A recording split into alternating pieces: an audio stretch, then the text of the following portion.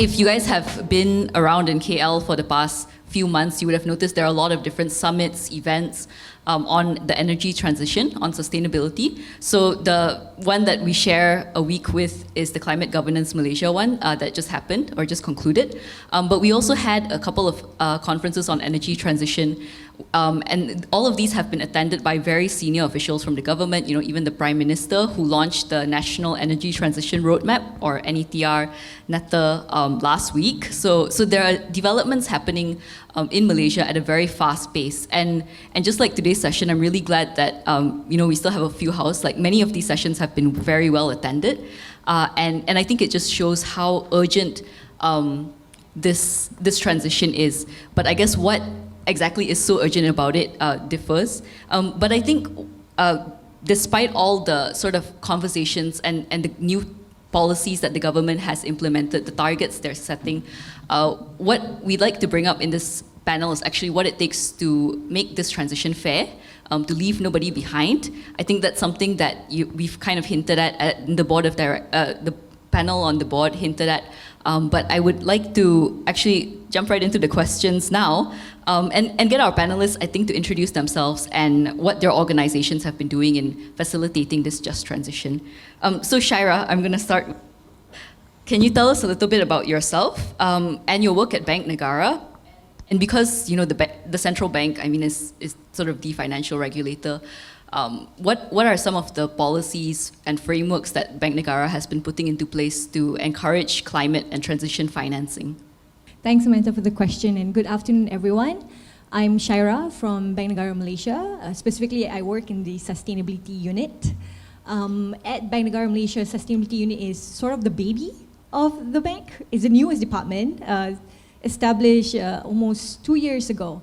And the essence of the establishment is to drive and formulate sustainability and climate agenda in not only within our operations, but also for the financial sector. So in order to do this, maybe a little bit about how we do on a day-to-day basis is that we work with many key stakeholders, not only our financial sectors, our regulatees, but also with the businesses as well as policymakers, national policymakers, ministries such as EPU and NRACCs are our daily communications on our daily comms. Yeah. So apart from developing policies and efforts to drive the banks and financial sectors climate and sustainability agenda, we also monitor and keep tabs of the regional and global developments. One of the most, exciting frameworks that will be coming or has come forth is actually the ISSB. So with the launch of ISSB, they are more focused on getting sustainability and climate being integrated into financial reporting. Apart from that, this also relates to a point of convergence. Apart from the ISSB, we know that there are many efforts prior to ISSB that has been integrated. And the upcoming developments is the integration of TNFD, which will happen in January next year. So the Task Force on Nature for Financial Disclosures actually helps to support Malaysia's focus on integrating more focus on nature in actually developing climate actions. Yeah. So apart from the monitoring the global developments, in terms of the policy that the central bank has been developing, is mostly started with identifying what is sustainable activity. So in 2019, the bank is looking into already has developed the climate change and principle-based taxonomy. We have also expanded our involvement at the regional level. So currently we are involved in the development of the ASEAN Taxonomy for Sustainable Finance. So the ASEAN Taxonomy for Sustainable Finance not only look at the sustainable activities, but also try to figure out how to appraise activities that are not yet sustainable, but are making efforts, or rather transitioning towards becoming more sustainable.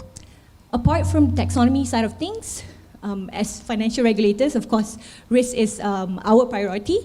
Last year, we have rolled out or published the Climate Risk Management and Scenario Analysis, which requires financial institutions to integrate climate risk considerations in their business operations and risk management frameworks. So the implementations or the expectations that needs to be met by financial institution will be implemented in phases, starting by end of this year, right up to 2025. So I'll just pause here. Okay, thanks so much, Syairah. And I think that's, like a very sort of complex or lengthy overview of Bank Negara's efforts, but it just shows how much the bank is actually doing, how many sort of new frameworks that are helping with sustainability reporting and regulations, especially when it comes to finance. And hopefully that will actually spur, investors to come in. So I'm going to move on to Wendy, who, does represent and work with investors.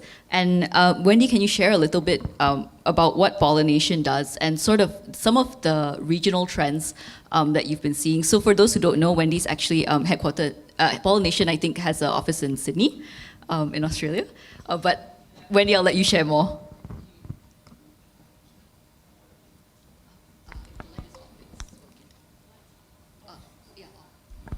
Sorry, it's counterintuitive having the light off when it's on.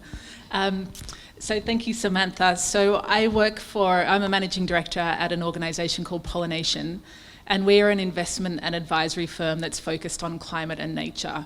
We actually have, we've been global since day one, so we actually have offices in Australia, Singapore, the UK and the US.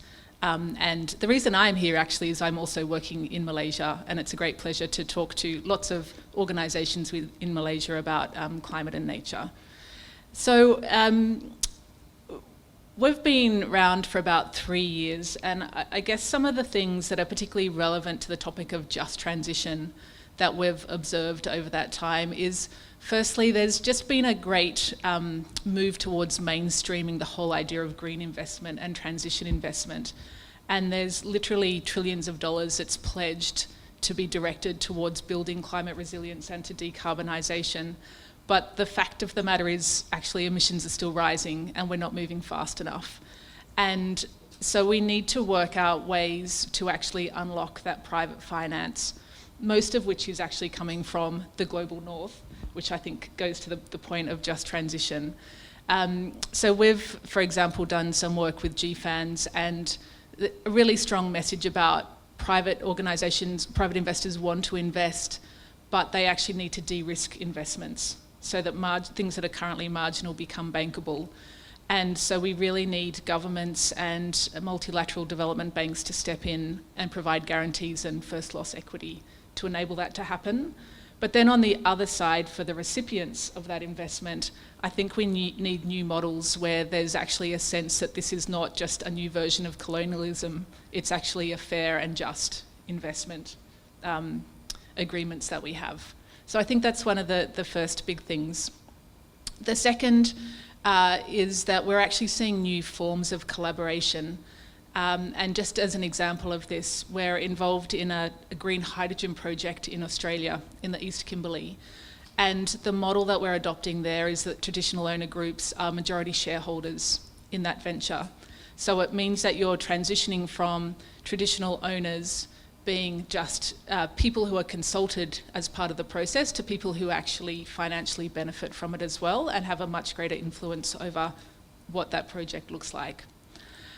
And finally, the third thing that we've seen just really accelerate in the last year in particular, and particularly in Southeast Asia, including Malaysia, as well as places like Indonesia, is interest in carbon markets, and in particular in nature-based solutions. For those of you who aren't familiar with what that means, it's basically investing in protecting and restoring nature for both carbon sequestration, but also for social benefit. And we need to make sure, and I think we're going to talk about this a little bit later, that when we do that, we actually also do that in a way that benefits the local communities. Thanks, Wendy. I'm glad you brought up or you mentioned sort of the project that you are working on with Indigenous people. So earlier when Dr. Kala was talking about, how the large-scale solar, or how a CEO wanted to go into large-scale solar, but didn't think about the communities, I think there are projects out there, that we can look at and we can reference on how we can integrate local communities, how we can look at, preserving nature. But I think, you also mentioned how we need to think about, financing models. I might not have mentioned this number earlier, but I think the government of Malaysia said that we need at least 1.2 trillion ringgit to finance just the energy transition, and then we're looking at billions more that we need for other transition initiatives. So Melissa, I'd like to come to you. As a representative from a banking group, how has UOB been sort of integrating sustainability and approaching sustainable finance? Sure. Good afternoon, everybody. Very nice to be here. So UOB is a Singapore domiciled bank that's focused on ASEAN as a whole. So we do have significant operations here in Malaysia as well. So from a sustainability perspective, and I sit within the group sustainability office, so I'm in this really unique position where I get to interact primarily with our business, our wholesale bank, retail bank, asset managers, venture managers, and risk. I also get to interact with our lovely regulators who provide both supervisory as well as development types of collaboration opportunities. I also interact with investors and I interact with our employees. So we get this really interesting point of view where we hear a lot from different stakeholders in terms of where they want us to be, where it's hard for them to be, and the role that financial institutions can play in bringing all of these things together. So just to give context within the conversation around the just transition, UOB announced our commitment to net zero financed emissions in October of last year. Essentially, that is our commitment that all of the emissions of our clients will reach net zero by 2050. That is a pretty significant commitment, if I do may say so myself, that some other banks have made. Singapore itself, all of the domestically important banks, as well as international banks that are domestically important, have declared net zero. Here in Malaysia, CIMB and Maybank have also made commitments to net zero as well. And so this is a trend that we're seeing moving forward. From a just transition perspective, though, one of the things that when we did our target setting, when we came forward and we did the full analysis, so essentially you need to look at your portfolio, you need to find data where it's available and look for appropriate proxies where it's not, to understand the intensity of each of your clients' greenhouse gas emissions on the basis of a factor of either income or kilometers if you're in transportation or megawatt hours generated. It's a relatively complex process.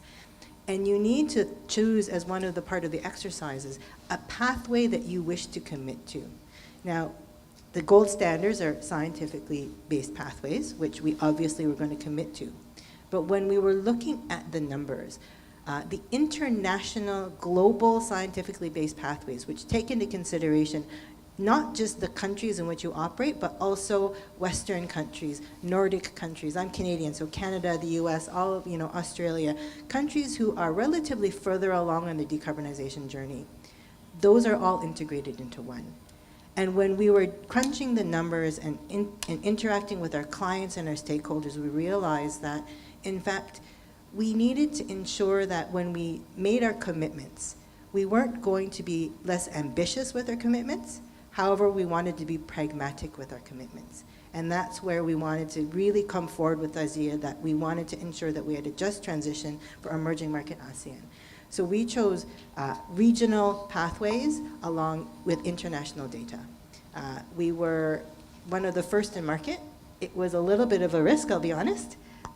And interestingly enough, which sort of shows the evolution of how I think investors are thinking about it, the feedback we got was, you know what, that makes sense. Because we can't go to market and expect our clients to front-run government policies, regulations in the industry and availability of technology. It's not an excuse to not decarbonize, but it's more of the journey will be different, and we are here to work with our clients in order to match that journey. And we do know and we expect that countries will change their pathways. They will improve, they will become more, the trajectory will become more ambitious. But this was our signal and opportunity to bring to market, have conversations like these, where we say a just transition is an important one to consider when it comes to emerging market ASEAN.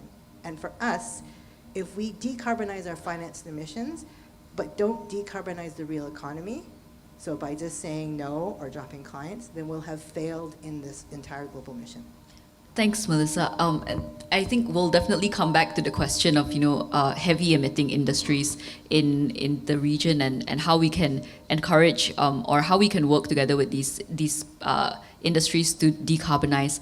But I also kind of just want to touch on a point that you mentioned that kind of leads into my next question, which is where and when we can start investing in net zero. And I guess this question actually I meant to direct to Wendy, but if Syairah or Melissa, you feel like you can add on to it, that'd be great.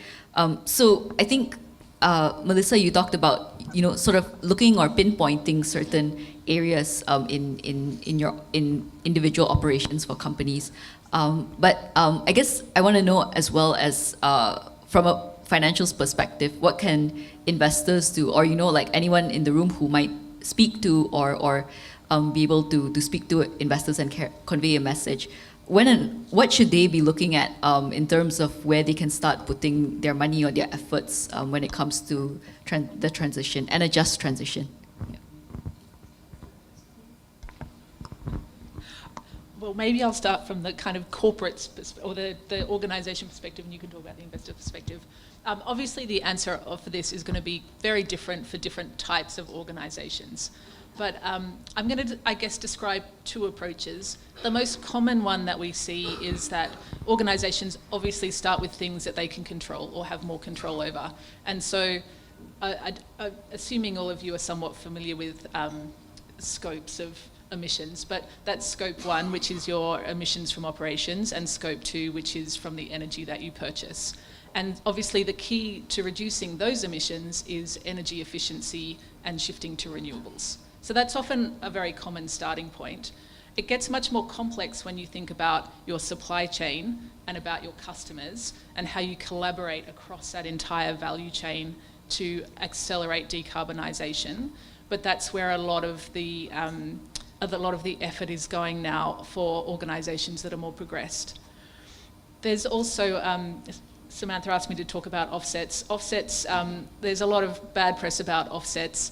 I think as we heard earlier, it's all about everything everywhere all at once. And so offsets should never be an excuse not to invest in decarbonisation. But at the same time, there's a lot of legitimacy in actually compensating for the damage that you're doing along the way. So as long as you're thinking about offsets as a last resort and about high quality offsets, I think that they're a perfectly valid approach to, as I said, compensating for the damage along the way. So that's a very kind of common approach.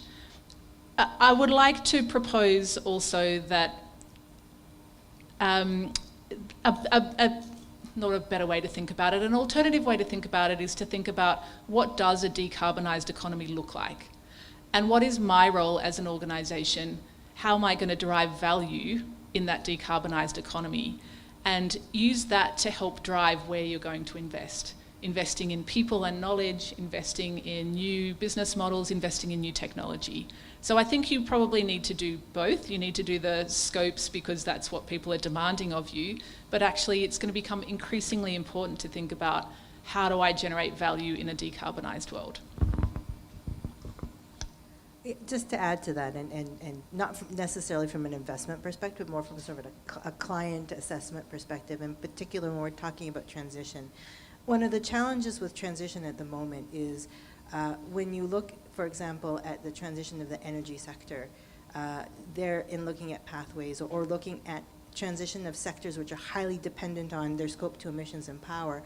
There's a lot of dependencies on things like power grid updates, infrastructure, entire country conversions to having more renewables versus fossil fuel based. And I think the latest numbers I saw was over 70% of ASEAN power is fossil fuel based.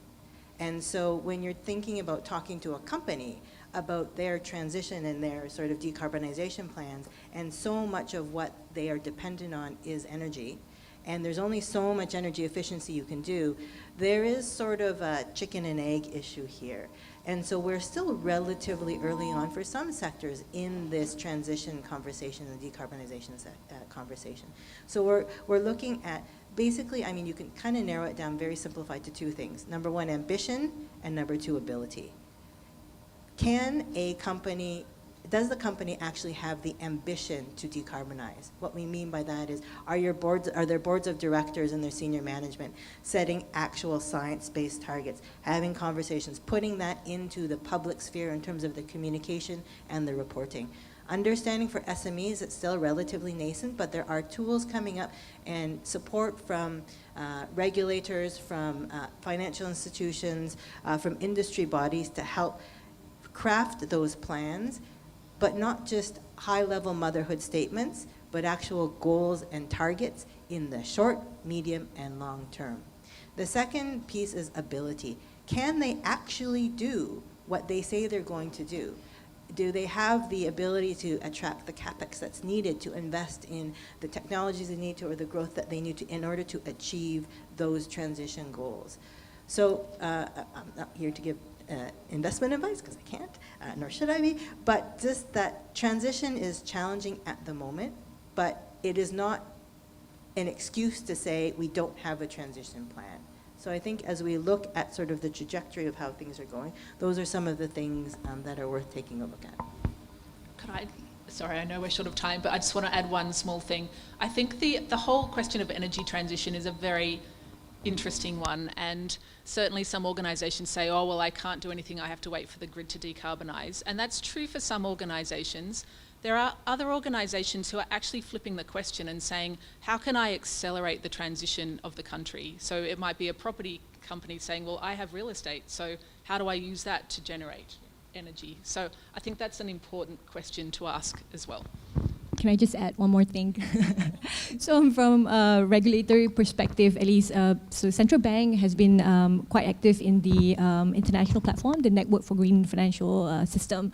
So one of the focus that we have is looking into transition planning, not only for the financial sector, but also for the real economy, the corporates, because financial sectors do leverage or depend on the transition plan of the corporates in charting their own transition, right? So there are thoughts, there are knowledge base being developed on what should be a credible transition plan. So these are really actively evolving at this point. For an asset owner who wish to invest in net zero companies or projects, it is certainly worth looking into the literatures talking about what comprise a credible transition plan. Not only GFANS, we also have many international standard setting bodies looking into this. There are no standards being developed so far, but it is in the radar of the financial regulators, definitely. Like when I think Melissa said, it's a matter of, I think you said something about being able to do what you're saying you're going to do. I was just about to sort of raise how, the government of Malaysia, when it announced the NETR, set this very nicely written policy document, which I think the key test of which is going to be its implementation. And I think based on what you've all shared, there are ways for companies, for institutions to actually look at the existing literature, look at what's happening in the world, and to implement that. Yes, but Melissa, is that something you'd like to add to? I just want to say that it's interesting because I think within our three responses, there's, one of the things that we've been talking about at UOB in these forums is the need for the entire ecosystem to come together in order for us to really address concepts of transition and to actually help facilitate the deployment of capital in transition. So I'll give you an anecdote, as part of the work that our office does is we talk to institutional investors who always want to talk to us about sustainability. And we've been kind of testing the market over the last year. We've issued a sustainability bond, which is both green and social use of proceeds. But we wanted to ask them about transition bonds. So the question was, you know, when we meet with them and we chat and we have our pleasantries, it's, okay, if we were to print a transition bond with transition assets, so these are assets you can't classify as green. They're in brown sectors. They're related to fossil fuel. They're related to companies which primary business is fossil fuels, but are specifically focused on transition activities defined within a normal, you know, framework. Would you invest? A year ago, there was a lot of, let's talk about green. Can you give me some green assets? Can we look at renewables? Can we look at solar? We've seen that conversation start to shift a little bit, where our institutional investors are starting to better understand that there is a different type of deployment of capital that's needed that's not just focused on green. And I think that's a relatively good thing. I do think, though, there still is a fundamental disconnect between how we are seeing high quality transition, because people don't want to be called out for greenwashing, and what is actually implementable and pragmatic and practical from a real economy perspective. And the first start is putting these guidelines out, and there's been a lot of work done on that, and I think that's an excellent first start. But I think one of the big key factors will also be providing guidance to the brown sectors on what their decarbonization pathways need to be. So if you were to look at an NDC for a country and you start coming up with sectoral pathways where this sector needs to decarbonize by X, Y, Z at this particular point in time, that gives the sector and the sector players an opportunity to then benchmark. I know where and how I need to move because the government's going to force me to do so. This is going to help us meet our NDC, our commitment to net zero. And then you'll start to see those levers being pulled from both a carrot and a stick perspective. The grants will come in, the data will come in, and the funding will come in. But in the absence of, here's where you need to actually be to be considered transition, and here's how this will actually help us get to a goal that we've announced, it remains a bit challenging because it's a little bit of who's going to go first, who's going to accept things first, and how, you know, it's sort of must be highest quality still. And that's not necessarily driving transition financing at the scale and pace we need it to. Okay, thanks so much, Melissa. And also you referenced heavy emitting brown industries. And I think it's good to hear that there's some recognition that when we talk about a just transition, we can't immediately drop, the energy source that the majority of our region relies on, even if they're polluting and they're dirty. And I think I kind of want to bring up how, aside from the fact that these are major polluting industries, there are still a lot of people involved in them, a lot of jobs. And I think that might be a potentially overlooked factor of the just transition. What do we do about the people or about the environments or the assets that are already there, Wendy, would you be able to share a bit with us sort of what kind of metrics, I think, because, when we're talking about high quality investable things, sometimes I'm not sure how much it still looks at return on investments and how much we're looking at sort of other metrics, in defining and I guess trying to sort of understanding what counts as quality. I'm going to also ask my fellow panelists to pitch in on this one. In my experience, there is no change in return expectations of investors. And I think this is actually where part of the challenge lies, in actually how do you find ways to make things that are going to accelerate our transition achieve the same returns that people are expecting. So I don't know the answer to that, to be honest with you. That's at the heart of the challenge that we have, honestly. There are certainly, I think a bank is probably a better place to talk to what metrics specifically are used for green and transition finance. But certainly when we're thinking about investments, we hold, in terms of Pollination's investments, we have return expectations, but also impact expectations as well. And those impact expectations, I think, will vary from organisation to organisation.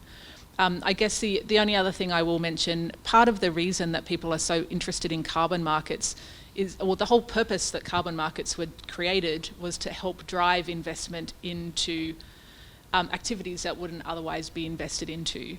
And it's part of the reason nature-based solutions are so attractive, because it's the only mechanism that we have at the moment to drive investment into preserving nature. We have a nature crisis, we have a climate crisis, and that's going to be really critical to it. So we also help organisations think about what are other ways that they can help increase the returns from an investment. So it might be a renewable energy plus a carbon market play to actually help achieve those return expectations. But I'm sure you'll both have other things to add in terms of metrics for investments. So Sure. I have no specific metrics, but there are interesting developments coming out from shifting away from fossil fuels and scaling up the RE. Recently, or maybe not so recent, in recent years rather, is the energy transition mechanism that was developed by the Asian Development Bank. And that was to help countries who are very dependent on coal as their fuel mix to shift away and scale up the renewable energy for power generations. In COP27, I think, Indonesia announced the Just Energy Transition Partnership around, I think it's a USD 20 billion deal that also entails this ETM transition mechanism. What I'm trying to get at here is that while the return of investment is something that is a big question mark, we couple the opportunity of shifting away from fossil fuel with the scaling up of renewable energy.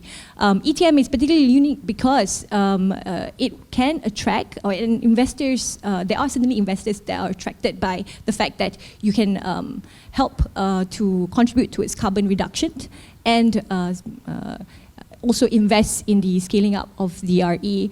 In part from Indonesia, actually there are other countries in Southeast Asia who are embarking on this Just Energy Transition Partnership, which entails the ETM mechanism being rolled out. That includes Vietnam as well as Philippines. That's the one that we heard so far.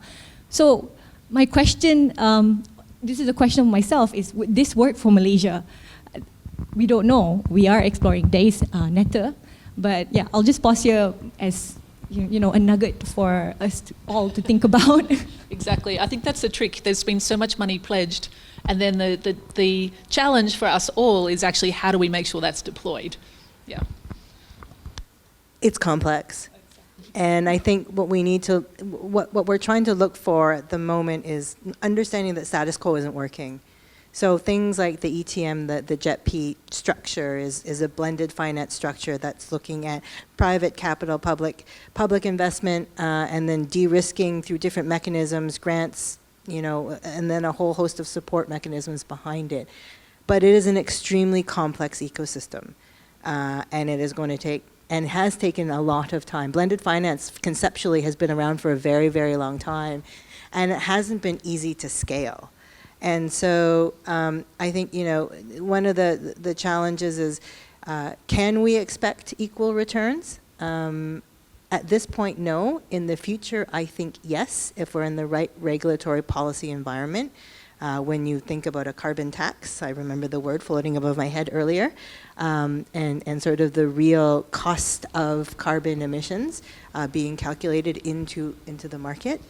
When we see more of these unique types of mechanisms, when you're combining sort of the shutdown of coal-fired power plants with the uptake of renewables, and how do you bridge that gap in terms of energy provision, it is coming. But if it was already here, then we wouldn't be on this panel. So all this to say, I think there's a lot of people having a lot of very intelligent conversations and a lot of theoretical academic proposals, but we haven't found the magic bullet yet. Okay, thanks, Melissa, and thank you, Syairah and Wendy as well. For just shedding some light on what these complexities are, but also what is happening in the conversations that are kind of driving it. So I'm mindful of time, but I think I'll just have two more questions for all of you, and I think just to sort of touch on the sort of mechanisms that we can turn to. Would you say, I think, Wendy, you've mentioned benefit sharings in one of our earlier conversation. Would you say that this is a potential model, that we can work towards and is something that we'd like to look at? Yeah, I think there's a couple of things. I think proper pricing of both risk and externalities is critical. I think that the concept of benefit sharing is not new. There's no agreed model for it. And so I do think there's going to be a lot of effort over the next couple of years into actually what do we mean by benefit sharing? What benefits are we talking about? Financial benefits, non-financial benefits, and benefits for whom? So I absolutely am convinced that benefit sharing is going to be a really hot topic over the next couple of years and will be critical actually to a just transition, for sure. Okay, thanks, Wendy. So one more question before we open up to the floor. I guess for all of you, and maybe we'll start with Syairah and move down. What is your one ask? I think because we've heard that there are sort of a lot of things that we would like to see, we would like to hear. But what is your one ask, whether it's of governments, of financiers, or of companies, for when it comes to sort of accelerating this just transition? So I think in terms of the energy sector, we have seen quite a good development from the policymaking space, meaning that there are clarity of where we're heading. It is called responsible transition because of the, of course, the expected fuel mix that we're going to have in 2050. But it is there because it is after much analysis and much internalization, given our what we have and what we can do within that time space. That is the most responsible way to transit and also being inclusive to the societies and community. Point taken, but the document should be a live document. It needs to be followed up with progress updates and implementations and reviews. We don't know what technology, best available technology will be in the next 5 years. Maybe battery technology would solve our RE problems. There are certainly many innovations happening globally that we can certainly leverage on. So it is my ask, especially for the policymakers, national policymakers, to keep on your toes, keep reviewing and see how best to really chart the transition pathways, not only for businesses, but also for the rakyat as a whole. Yep. Thank you. Wendy? I've been thinking about this for the last 24 hours and I've changed my mind so many times. I guess from a professional perspective, my ask is of the investment community to be open-minded and experiment with how to make blended finance work. I think that's really critical to unlocking a just transition. I think from a personal perspective, I would implore all of us to take responsibility in our own context, but most importantly, and this has been really important for my journey, is to listen to the kids, because they're not afraid of all this complication. They're very clear-minded about what we need to do to make the world a better place for them. So I'm sorry, I cheated, I had 2. My 9-year-old regularly asks me why we are messing up the planet for him and his brother. So if that wasn't pressure enough. For me, my ask is action. So we talk a lot. We talk a lot with eco-business. You have a lot of these wonderful forums, but it is an ecosystem that needs to move together. We're talking about the transformation of our economic activity from one that was entirely based on fossil fuels for energy to one that is not within the next 27 years. If we are going to do this, if we're going to drive the energy transition, if we're going to drive the technology development, deployment at scale, if we're going to think about just transition for our communities to make sure that they are inclusive and have safe, equitable access to energy, then we need to do all of this together. Governments, regulators, companies, financial institutions, media outlets, everybody needs to move together and do everything, everywhere, all at once. Thank you, Melissa, and thank you to both Wendy and Syairah as well for sharing your thoughts. So I'd like to open the floor, to anyone who has questions. If you just raise your hand, we have a mic that we can send over to you. I find this this topic very interesting when it comes to finance, because funds are needed to drive sustainability, right? So one question that I have for anyone in the panel, so with so many frameworks and also ratings, agencies out there, right?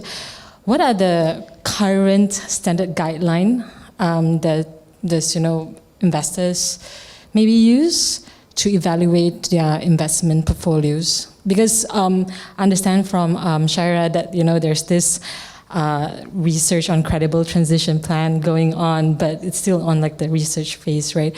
So what is the current tool that is used? Current tool that investor can use at the moment? I'm very sorry, because there isn't a simple answer to this. Many ESG ratings out there gives you a rating, a single rating, right? But the underlying assessment, the underlying considerations to get to the ratings can be quite different. So in that sense, E, S, and G, even the weightage could be different, the aspects in the considerations. As an investor, you have to ask yourself what you want to contribute, what impact do you want to make. That's the first question that you need to be clear of. And then you would have to study all these ratings. I know some of the big institutional investors look at more than 2 ratings. They keep tracks of multiple ratings to derive their own internal ratings. Yeah, it gets that complicated and mathematical at some point. But at the end of the day, it depends on what the investor wants, and looking at the right rating that can help guide them in achieving that decision. Yeah, I tend to agree. I mean, I think somebody quoted on a panel the other day that they did sort of a study of all of the big major ESG ratings agencies, and there's this basically very little correlation between any of the ratings. So it's investor beware. Right? So I think if you're doing fundamentals, if you're investing in a single stock, then you need to dive deep. You need to take the time to read the 200 pages of the sustainability report front and backwards and know and understand the quality. Look for assurance, look for credibility in terms of who's looked and how they're reporting. From a portfolio perspective, I mean, there is a lot of AI, a lot of conversations out there on how to best look at it. But there's no one simple answer of what is good and what is not. But I do agree with you, sort of, understand the fundamental investment thesis from an impact perspective of what you're trying to look at. And then the question then remains if the data quality out there is enough and whether or not the signals we're getting are actually I actually remember the paper. So it was, I think it's Milken Institute, did the comparison of all the major ESG rating providers. Is very interesting. You can see how some of them do not correlate. Yeah, so I guess it's our job, or it's investors' job, to actually really internalize this. I just want to add one additional complication, is that ESG ratings don't necessarily correlate to impact and outcomes. And so I would encourage you also to think about what outcomes you're interested in. Thanks.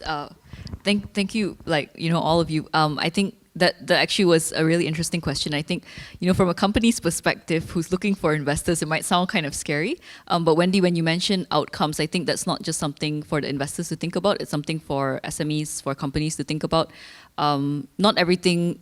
Yes, investment money is very important for businesses, but I guess not everything, because it's so nebulous right now, there's so much going on, not everything should rely on investor ratings or ESG ratings. We had another question, I think from the table, sort of to my right. Yeah. We're talking about how, at the end of the day, we need to be able to take action as individuals as well as ecosystems. The only thing is I've seen so many blueprints and so many papers on how you can actually get together, but none necessarily, no real stakeholders are leading or paving the way, unless, of course, you're looking at the government. So in your opinions, who should be the ones leading a just transition where you are, and in reaching and accelerating this process? Is it just the government? So in Australia, where I'm from, it's actually not the government that's been leading. I don't know how much you look at Australian politics, but we've been in the dark ages for many, many years. It's really been the investment community, because we're part of a global capital flows. And so certainly the experience in Australia is it's very much driven by large corporates, largely, that operate within the global ecosystem. And within that global ecosystem, it's very much driven by investors who are under pressure from the people that give them money. I'm sure the experience will be different in other places too. I mean, there's lots of cultural overlays on these things. So yeah, so maybe to answer your question, who should lead the just transition of a country? I think it should be the national policymaker. It should be the governments. The reason why I'm saying this because if we looked at specific organization or corporations, they are also limited by their mandate. We can relate to this at the central bank because one of our key focus is on financial inclusion, apart from maintaining financial stability and monetary stability and things like that.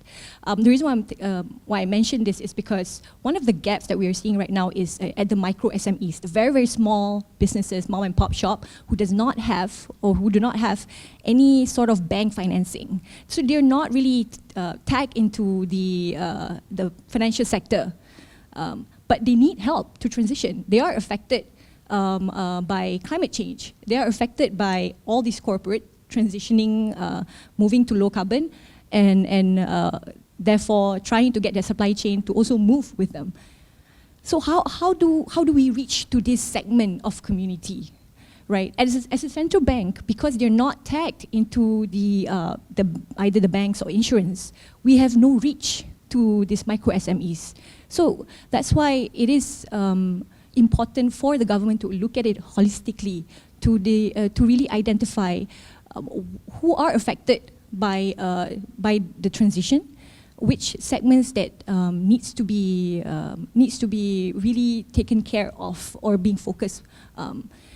So what we do at the central bank is that we do this through our policy advocacy work during our engagement with ministries, not just NREG, but also with other ministries. We communicate, we convey this observation of how certain segments in the community, especially the micro SMEs, are being affected, but they're not being really assisted by the government or the financial sector.